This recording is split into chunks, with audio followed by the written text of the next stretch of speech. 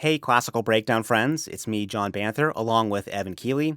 In this episode, we're going to show you three composers who were executed under fascism.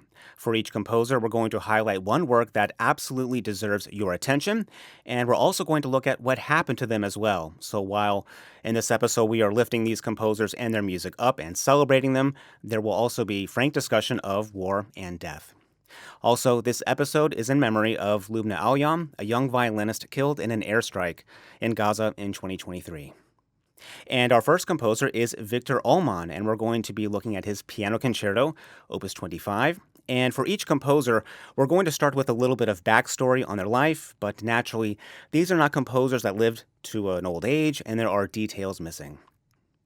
Okay, so Victor Ullmann was born on January 1st in 1898, a Silesia-born Austrian, so I believe that means he was culturally Czech, and he was gassed in Auschwitz on October 18th, 1944. He was 46 years old.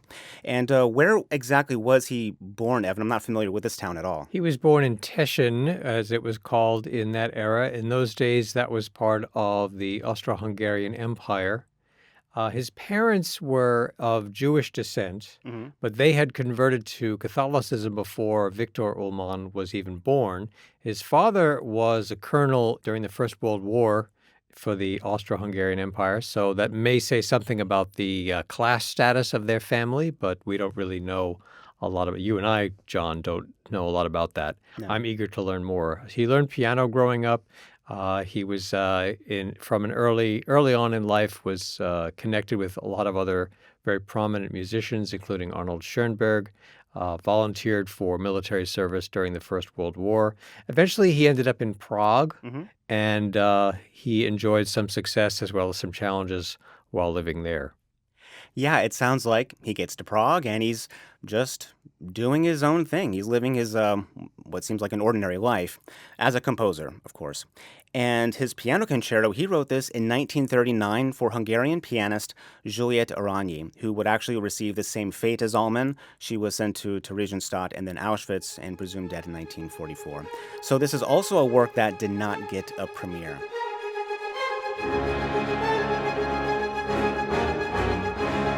But you hear right from the beginning in this work and some of the others, you hear this influence of the time period and also on the Hollywood music to come. It has this really big, imposing entrance on the low brass that's repeated in the piano just moments later. And with this kind of energy and like these fast triplet eights and these accents that are sometimes off kilter, it kind of sounds like to me more of a finale of a concerto rather than an opening. And you mentioned Hollywood, John. You and I had a conversation a couple of seasons ago on Classical Breakdown about the Korngold Violin Concerto. Korngold, of course, was one of the composers who was fortunate enough to escape. He left Europe before the worst of it and settled in the United States, was very successful as a film composer. So we wonder about Ullmann. Had he escaped, maybe he also would have had a similar destiny, and we certainly hear that sort of cinematic quality in this piano concerto.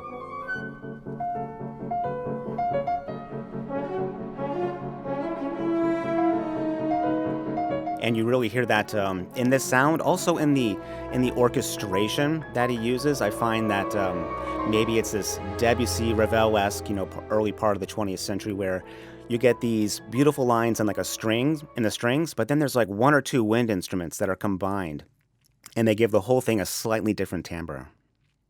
It does definitely calm down a little bit as well, but the opening does return, and there's this devilishly fast playing, and actually, you can find the score online. I was looking at it. I think this is actually written much faster than what was actually recorded, and the ending is super powerful for the opening movement as well.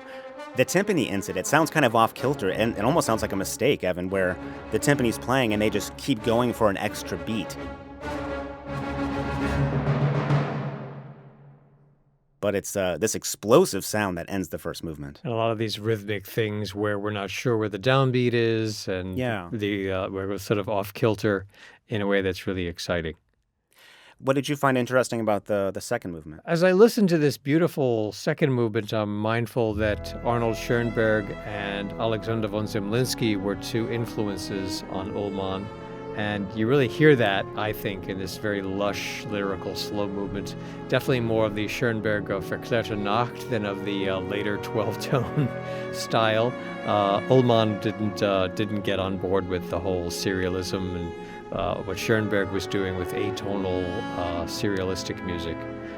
Much more in the sort of the what do we even call this? If we talk about Mahler and Richard Strauss and composers like that as post-romantic, this is to me almost post-romantic. Definitely you have that Mahler-Zemlinsky style, though, in this slow movement. But I wouldn't say, if I didn't know who the composer was, oh, this must be a piece by Mahler. There's definitely a distinctive quality. Almost strikes me as a synthesis of, there's that very sort of conservatory, classical, very intellectual component to it, but there's hints of a kind of a cabaret music hall kind of a style, especially with this beautiful melodic writing. And yet you have these marvelous contrapuntal textures that are really sophisticated, yet there's this singable quality to it. And it seems to end, this whole movement ends on this unresolved, maybe it's like a dominant chord, like we're waiting for the next movement. And the 4 movements of this concerto, it's almost more like a symphony in its structure than like a concerto. Yeah, I think that is interesting to note that we have 4 movements here, and it does feel like a symphony in some ways. There's even a part, I think it might be in the next movement, where I almost forgot a second that it is a piano concerto. Like the piano was absent for a little bit, and then, oh yeah, this is a piano concerto when they come back in. And it's in the 3rd movement. I think we also find some inspiration or influence. It feels like no one can escape the Igor Stravinsky inspiration of the first half of the century. A lot more great syncopation, and it feels like in this movement you get the idea of, we've talked about it a little bit with syncopation, where the rhythms aren't working together and it sounds like they're tripping over each other, but they're all leading to one exact point. And speaking of Mahler, I definitely found myself thinking, oh, this is like Mahler, but there is that definite characteristic that Ullmann is doing a little bit differently, but there are a lot of times where we hear in Mahler this what we call kind of a grotesque sound. Yes. The trills and the clarinet and stuff. And another instrument you'll hear in this work, and especially here, is the banjo. I love the sound that the banjo brings. A lot of composers, I think, were using, maybe not a lot, but plenty in the 20s and 30s. Kurt Weill is a one that I think a lot of people know. And it adds a whole new type of sound to it. And I hear it sometimes, I'm thinking like balalaika in my head as well, because there's that Eastern European influence that sound also seems to be a part of the banjo. And we had a conversation, you and I, about William Grant Still and the Afro-American Symphony, and there's a banjo in that symphony as well. From around the same time, if I remember correctly. I think so. Definitely within the decade. And also Hindemith. I hear that too with some like these fugue type, not actually a fugue, but like fugue type things that, it sounds like Mahler and Hindemith had a baby or something. Yeah. And how about the finale for the concerto?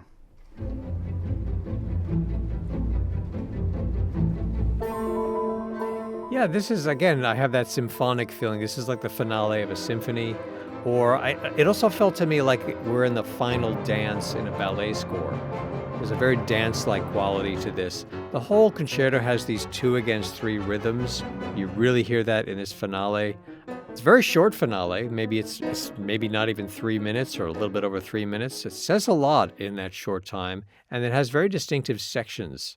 Percussion, particularly important. You've talked about the percussion and some of the other movements. You have timpani and xylophone, very prominently featured in this movement, and complementing a very percussive piano part with very jagged accents. But again, it feels very dance-like to me. Yes, it is a fantastic concerto that everyone should listen to, and also we should note this pianist in the recording, Annika Treutler. She teaches at a conservatory in Germany, I think, and she has been like a champion of Ullmann's music as well. So what happened next for Victor Ullmann? On September 8th, 1942, he was taken and deported to the Theresienstadt concentration camp, a large holding facility that would then send prisoners to various death camps. And Ullman was then later sent to Auschwitz. And it's really as simple as that. Enough Nazis wanted to do it, and enough people said, sure, that is simply what happened for Ullman there in the end. But we're also going to provide a little bit of context as well, because it's not quite as simple as that with all of this. This concentration camp in Theresienstadt had a deliberate role in propaganda involving music. Just like today, governments will send organizations or representatives to camps or concentration camps to make videos and show, look, these conditions are not as bad as you think.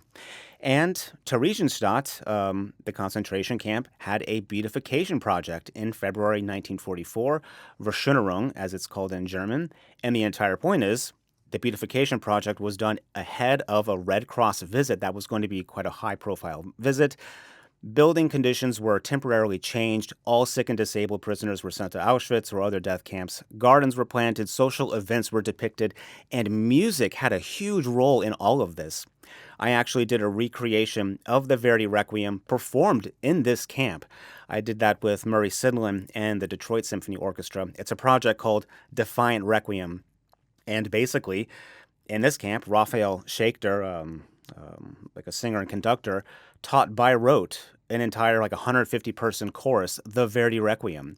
And they ended up doing 16 performances in the camp, and they did it for the Red Cross to show how cultured and how free and great things are still, even in Theresienstadt. And even right now, we're hearing a children's performance from a propaganda film at that time as well. And there is an entire book, actually, on the music that took place at Theresienstadt. It was that significant. And only 15% of people survived. 85% of people were routed to death camps. There's a wonderful quote from Victor Ullman, though, that comes from his time in Theresienstadt. He said, "It must be emphasized that Theresienstadt has served to enhance, not to impede my musical activities, that by no means did we sit weeping on the banks of the waters of Babylon, and our endeavor with respect to arts was commensurate with our will to live." It's a very powerful quote from Ullman, and you see it in so many different places, not just here, but throughout history, that same sentiment. Yeah, this Red Cross visit, this infamous, appropriately infamous Red Cross visit at Theresienstadt really is one of the most diabolical frauds Yeah. in the history of the world. It really speaks clearly to the guilt of the perpetrators. They knew that what they were doing was this horrible abomination. The whole world would despise them. So they engaged in this very elaborate fraud, this scam, to make it look like they were these gentle benefactors who had generously relocated these poor, struggling people rather than being the mass murderers that they really were. And as you said, John, music played a huge role in the life in that camp and also as part of that deception. And they also did this, I think, in the hopes that future victims would maybe be more docile as they were expanding their reach across Europe. As the Third Reich was goose-stepping all over Europe, people would maybe be less inclined to panic and resist if they believed falsely that the Germans didn't have malicious intentions, although by 1944, I doubt very many people were falling for that. Yeah. Ullman, as you have this wonderful quote from Ullman about how creative he was there. One of the things he accomplished there was composing an opera, Der Kaiser von Atlantis. And you mentioned the children performing the opera. Hans Krassa's children's opera, Brundibar, was performed there many times, including when the Red Cross visited. And Krassa also was murdered at Auschwitz around the same time Ullman was in the fall of 1944. So that is Victor Ullman. We remember him and his music and, of course, his piano concerto and other things you can hear. He wrote some fantastic piano sonatas, also recorded by Anika Treutler. Our next composer is Antonio José Martínez Palacios, known simply as Antonio José, and we are going to take a look at his guitar sonata. But a little bit about him. He was born December 12th, 1902 in Burgos, Castile and Leon in Spain, and he was executed by firing squad in Estepar on October 11th, 1936. He was 33 years old. So a little, precursor, I guess, for some that need it. The Spanish Civil War, it was extraordinarily bloody. The Nationalists executed 100,000 people between 1936 and 39, and then another 50,000 immediately in 1939 when the Civil War ended.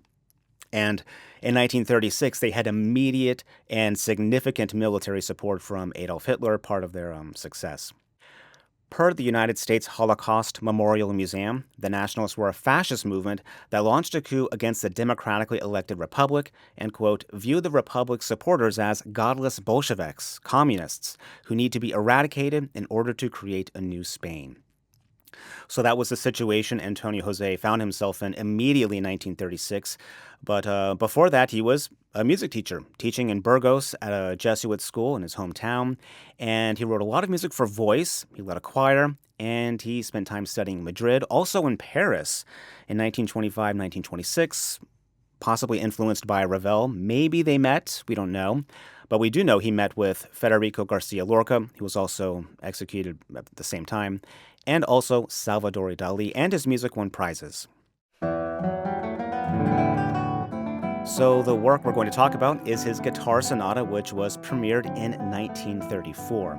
This is nearly as long as the concerto we just talked about. It is one of the most significant guitar sonatas in the 20th century. I mean, a lot of music for the guitar at this time, there's some substantial stuff, there's some concertos, but solo music is often shorter, or if it's something longer, it's comprised of many small parts. But here we have 4 substantial movements for a sonata. Yeah, really ambitious work for the guitar, both of it in its complexity, in its virtuosity, in the musical depth and range of it. It's an extraordinary piece. Yeah, I like that you said range because that's really what struck me as you listen to this because it is long and substantial.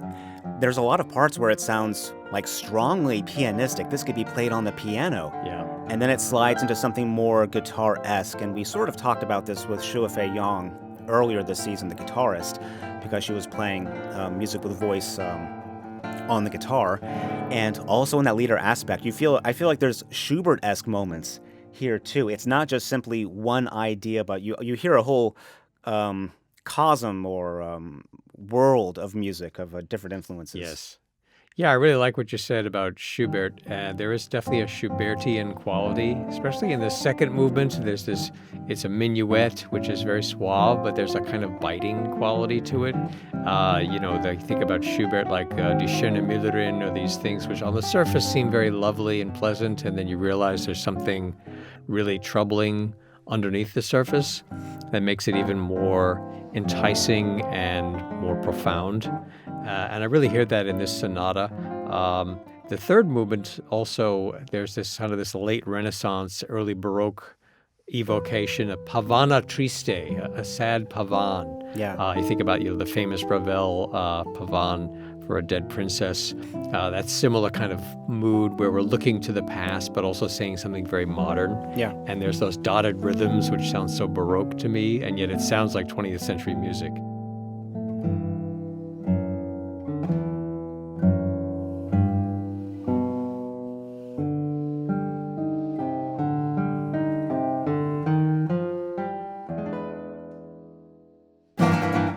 And then they get to the finale, which is just fire. This just knocked me out of my chair. The finale it's intense, it's angular, and this is where I think the virtuosic aspect really pops out. Not just, it's really fast and everything, but the composer, Antonio Jose, he's asking the player to manage a lot of things at once, and you hear at times multiple distinct lines at once that require, like, subito or sudden changes in dynamic or articulation, and it sounds like a sweaty end of a sonata. You probably take a 3-minute break before you come back on stage for that one.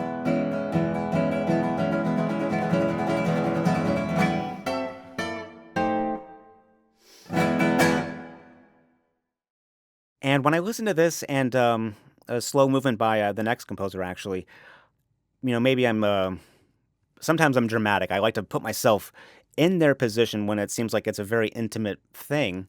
What is the landscape? What is the color, the tint? What is the atmosphere? I'll even go and look at like Google Images.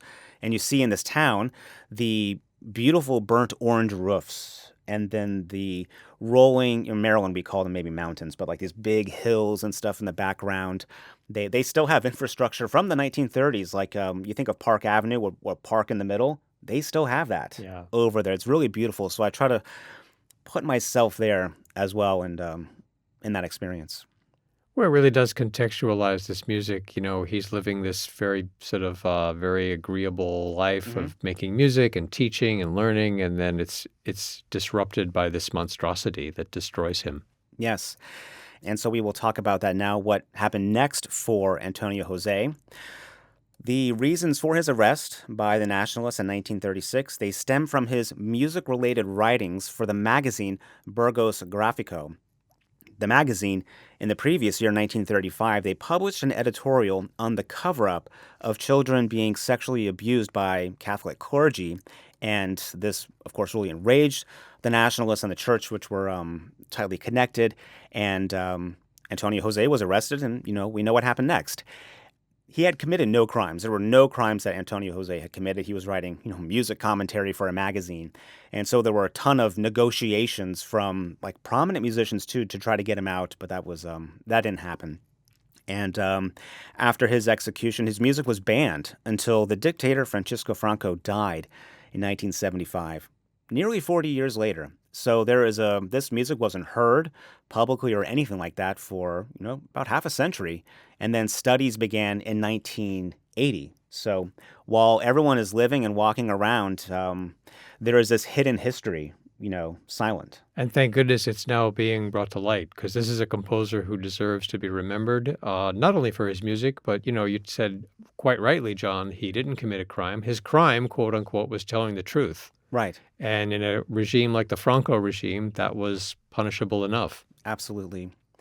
Some context musically that we see with this in our own time, or more closer to our century. Aaron Copland, he had leftist views, and he was very sympathetic to those facing hunger, poverty, even death during the Depression. Later, his passport was revoked, and he had to testify in a Senate committee, and his music was banned in a presidential inauguration. Leonard Bernstein, he was investigated for 30 years by the FBI, and he had to testify he wasn't a communist, and his passport was also revoked, like Copeland, for a little bit. And, it continues. There's John Shin, a violinist, Korean American that was arrested. He plays out in Utah. He was detained in an ICE facility for a while and then was released eventually last year. And now a judge has ruled that he cannot be deported. So we see musicians still living and doing their normal life, doing nothing but, playing and telling the truth. And yet they also face consequences for that. Our next composer is Marcel Tieberg, and we're going to take a look at his Symphony Number 3. He was born on January 27th, 1893, and he was executed in Auschwitz on December 31st, 1944. And it sounds like Tieberg, Evan, came from a musical family. I didn't see that so much as intensely with the other composers as I do with Tieberg. His father played the violin, like also, around and publicly, and his mother was a pianist. And so he has a little bit more of an ordinary musician-composer life too, I think. So he is getting his education, he's writing some music, and actually a lot of the music he's writing is popular music played in resorts and like spa towns. It sounds like he was writing under a pseudonym, but much of that music, or I think any of it, doesn't survive. I've not found anything surviving from that aspect of his career. So where was he exactly? He was in now Croatia, then northern Italy. Him and his mother had moved there and thought, well, they were safe, the mother especially, because there was just one Jewish grandparent. But Marcel was there, teaching, writing music, and playing organ at the church. So let's look at his Symphony Number 3. This was composed in the late 30s, possibly very early 40s. And the reason we even have this symphony is because of an encounter conductor Joanne Falletta had with cancer doctor Dr. Enrico Mihish. I don't even know if I'm saying that correctly. It's like out of a movie, Evan. He comes in. Yeah, incredible story. Yeah, he comes in rain-soaked into the concert hall. He catches Joanne Falletta between the stage and her dressing room. soaking wet with like a briefcase, and it's like, I must talk to you. We must meet. I have something I need to show you now. It is like my life's work. And she's like, okay. They go in there, and he pulls out all this manuscript, and apparently it's just like a mess. Yeah. Incomplete. Handwritten manuscript, it's not a neat copy, No. old and faded and worn, and the handwriting is not very neat. And this is this symphony, this third symphony by T-Berg. And it was actually this doctor's father, Dr. Milan, that Tyberg gave his scores to when he was sent to San Saba concentration camp and then Auschwitz. So, I mean, this has changed hands like once, to the father and then to the son, who was a famous cancer doctor, like huge Wikipedia page, world-renowned, this type of person. Nothing about music though, which is that's so interesting. And yet he had this feeling, this sacred trust that was given to him to keep this music alive, and he finds this very skilled conductor, Joanne Folletta, and pleads with her to please look at this manuscript. Yeah. And she does. So it took them a while to sort this whole project out and put it together, but there's a recording of it. And the opening, not to talk about Mahler too much, but we have this sound of Mahler's Seventh of desolate strings and then a tenor tuba line over top. And actually, maybe Mahler's Seventh Symphony did not have a great reputation at this time. Sure. Nobody was really playing it. Conductors didn't care that much about it. So, I don't know. I found that so interesting because it's arresting. It grabs you, this line, and it comes back again and again through the work. And in fact, it feels like the first several minutes feel like its own introduction. And then we get to this huge hero-esque ripping sound. And that is something you hear with Marcel T-Berg. He creates a huge, maybe even too big of a sound at times. It is widespreading and it is very rich in the sound.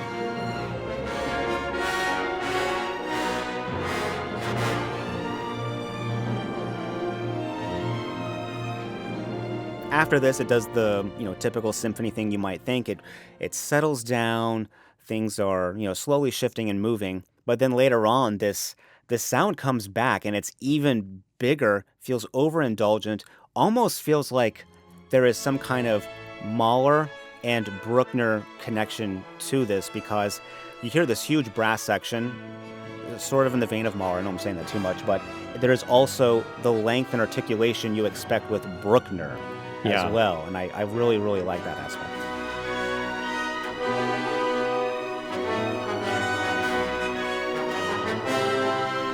This music sounds very Viennese to me in ways that are hard for me to articulate what I even mean by that. This was written probably in the late 30s, maybe early 40s, we're not even sure. And there's definitely, I really get that sense of a tradition of Viennese music in listening to this symphony. Yeah, I don't know what exactly it is. I don't know enough to really articulate it, maybe either, but there is something about the synthesis of these individual instruments with these clear-cut lines that I think really speak to us. So Joanne Folletta, in getting to know this work and conducting it and recording it, one of her comments was, "I thought this was like a link between Bruckner and the future, or what would have become the future." And I really hear that. I'm listening to this second movement, for instance, and the second movement reminds me of the second movement of Bruckner's Eighth Symphony. It's too fast, too edgy to be a minuet, but it's slower than a scherzo usually is. So that kind of jumped out at me. Also reminds me a little bit of that. You and I talked about the Symphony in F sharp minor by Dora Pejacevic a couple seasons ago, John, and that has a similar, also written a little earlier, maybe in the early 20s, but a similar style there. So clearly you get a sense of the context in which T-Berg is writing. And again, the writing, the clear lines that you were talking about, the instrumentation, there's this tenor tuba that really plays a prominent role, and some of the other brass instruments are featured very prominently. That's a kind of a Brucknerian style. And then there's these very surprising moments. There's this sudden pause, and then the sudden abrupt changes of key and changes of tone. They have a kind of a jarring quality, but they give the movement drive rather than just feeling weird or disjointed. And a remarkable thing, too, about this movement, it's all one section. There isn't like a middle section, like an ABA structure. It's all one piece. And a lot of scherzos, there's like a middle section that's very contrasting, and you go back to the beginning section again. And you don't do that here. It just kind of keeps staying with the same kind of thematic material, but taking it in strange and unusual and fascinating places. The percussion is also very interesting. There's a glockenspiel, I think. I'm not really sure what the orchestration is. It's very colorfully orchestrated in ways that really grab your attention and really create this sound world that's got such a rich palette. And I think you actually described what makes it kind of Viennese at the beginning there, talking about, it's like a waltz, but not quite, the tempo and this. Yeah. Whenever these people start messing with the 3/4 dances and doing it in a way like, wait, what? You have to think about it for a second. Sounds like it's Viennese. It's like am I dancing or am I falling over? And that's part of what keeps it exciting. We have the export version, right? We have the dance that's very evenly in 3, and then you go somewhere, you visit a place, and you see, it's not just this one kind of dish I like. They got like 30 different variations of it, type of thing.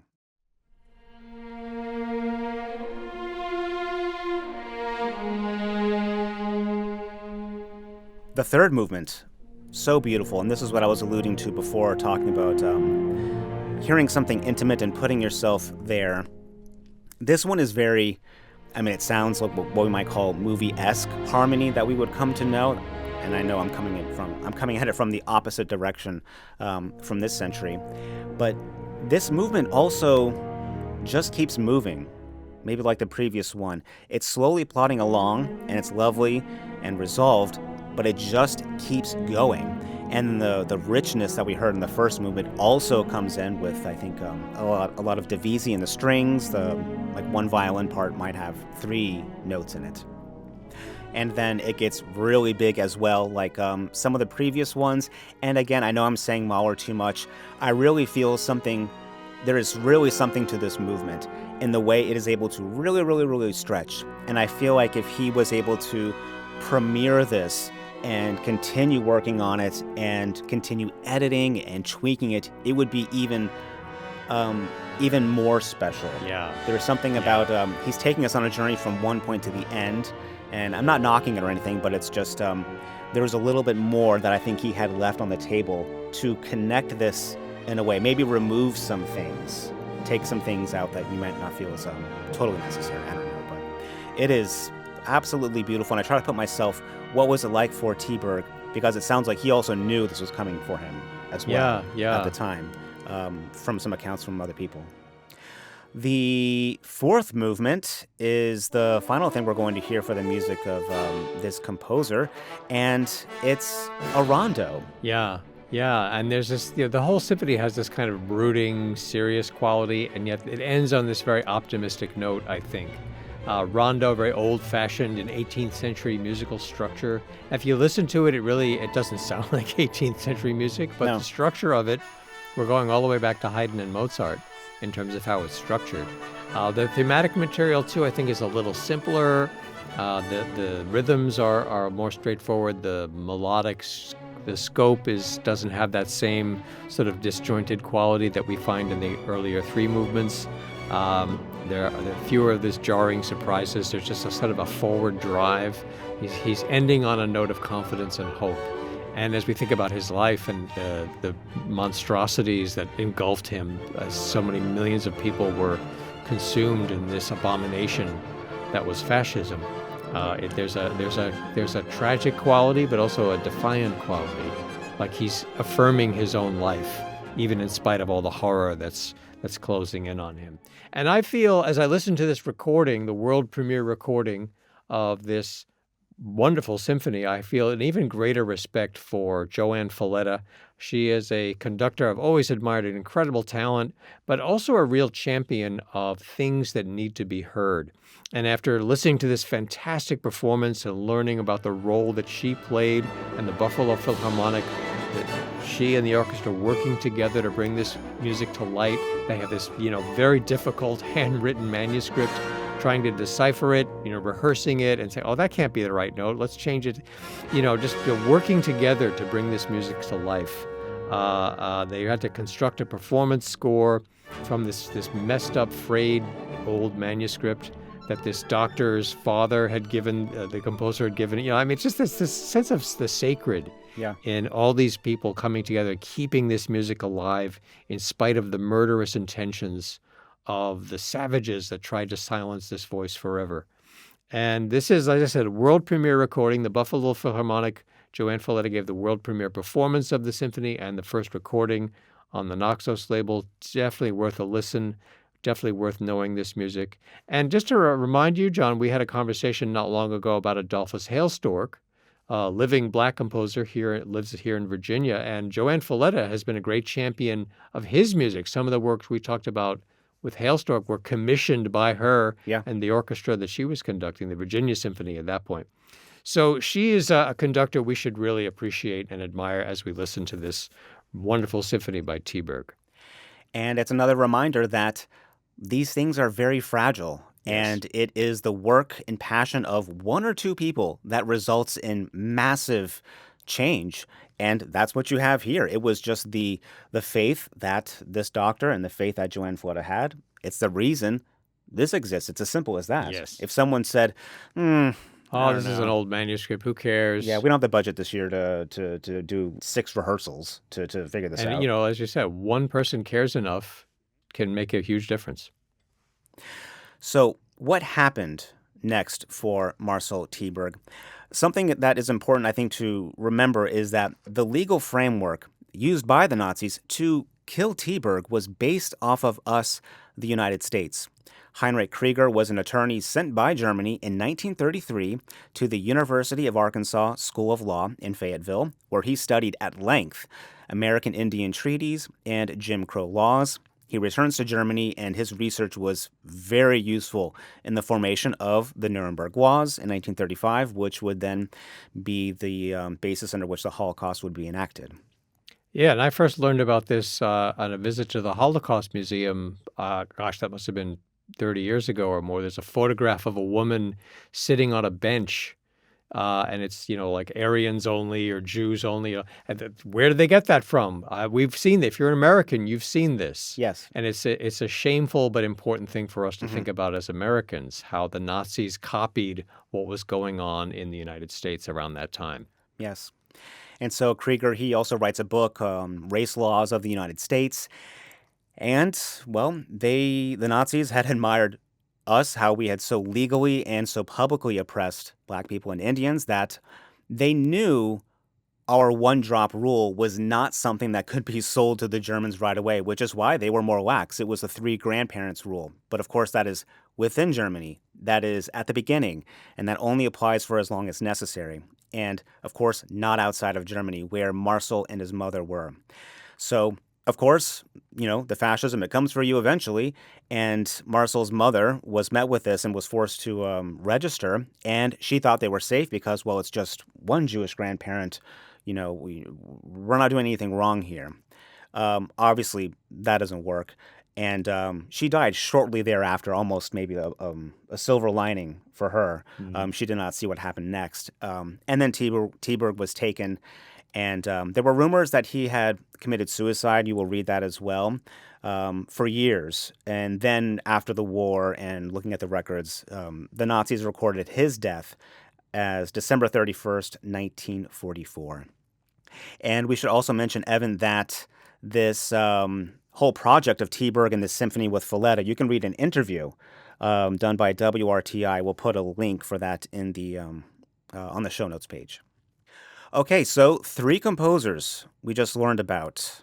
Marcel Tieberg, Antonio Jose, and Victor Ullmann, all composers that were executed under fascism.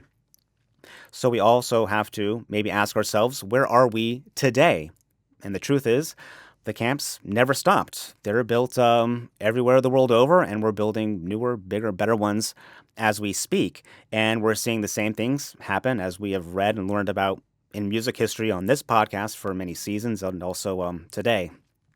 But what has really affected me in recent years, Evan, is the Edward Said Conservatory of Music in Gaza City.